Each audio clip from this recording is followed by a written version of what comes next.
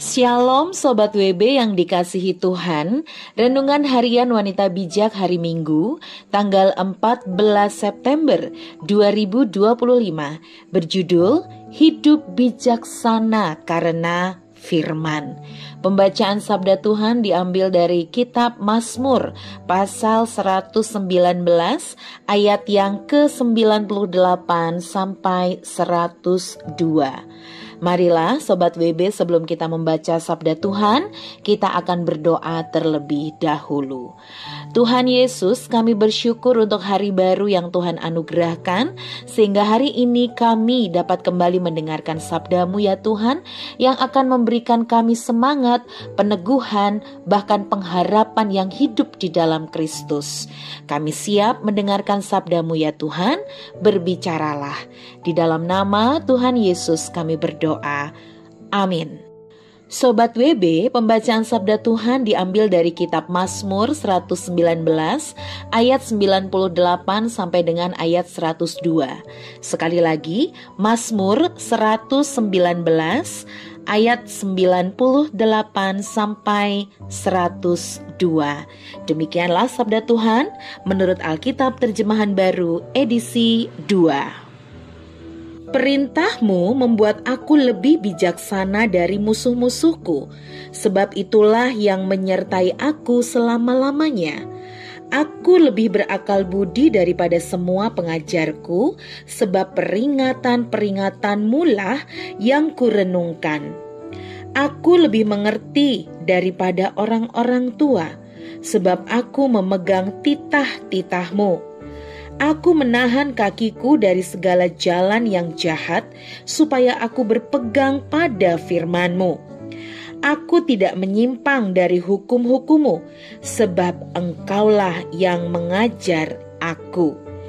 Demikianlah sabda Tuhan dari kitab Mazmur 119 ayat 98 sampai 102. Berbahagialah kita yang tidak hanya membaca, merenungkan, namun melakukan sabda Tuhan dalam hidup sehari-hari. Amin. Sobat WB yang dikasihi Tuhan, setelah kita membaca dan merenungkan bacaan dalam Mazmur 119 ayat 98 sampai 102 tadi dan menemukan kehendak Tuhan di dalam bacaan tadi, berikut ini ada pertanyaan yang dapat kita refleksikan. Pertanyaan yang pertama, apa yang dilakukan Daud dalam menjaga hubungan dengan Tuhannya? Dan pertanyaan berikutnya, apa dampak perintah Tuhan dalam hidup Daud?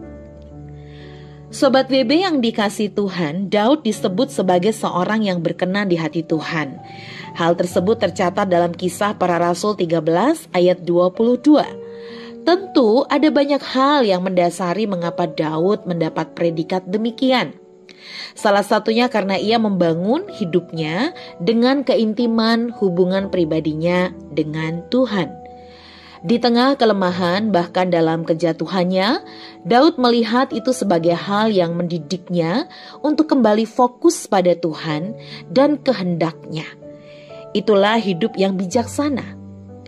Waktu yang Tuhan percayakan kepada kita adalah berharga untuk kita membangun pengenalan dan keintiman kita dengannya. Sobat WB, Daud menelaah kata demi kata yang Tuhan tuturkan. Hal tersebut tercatat dalam ayat yang ke-97.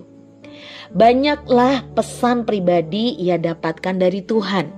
Tidak heran, Daud tidak mudah merasa tawar hati, walaupun banyak persoalan harus ia hadapi.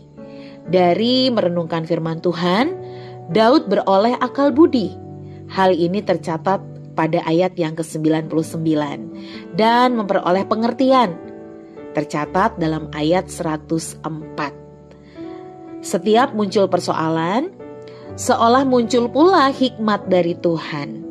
Tidak heran pula ia tidak terlihat bimbang, walaupun ada banyak jalan di kehidupan yang sulit untuk dipahami. Dari merenungkan firman Tuhan, mengertilah Daud manakah jalan kejahatan yang harus ia hindari dan manakah jalan kebenaran yang dapat ditempuh. Hal tersebut tercatat pada ayat yang ke-101. Sobat WB, Tuhan mengingatkan kita untuk menggunakan waktu dengan benar dan bijaksana. Tidak lagi sibuk merenungkan masalah, sebaliknya sempatkan untuk mengambil waktu tenang dan teduh untuk berdialog dengan Tuhan.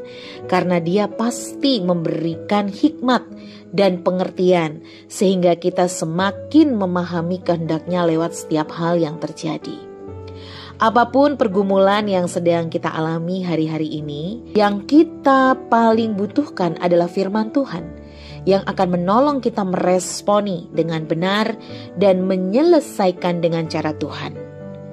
Sobat WB, sebelum kita membagikan kepada rekan dalam kelompok pemuritan tentang berkat yang kita terima beserta komitmen kita, mari sekali lagi kita berdoa.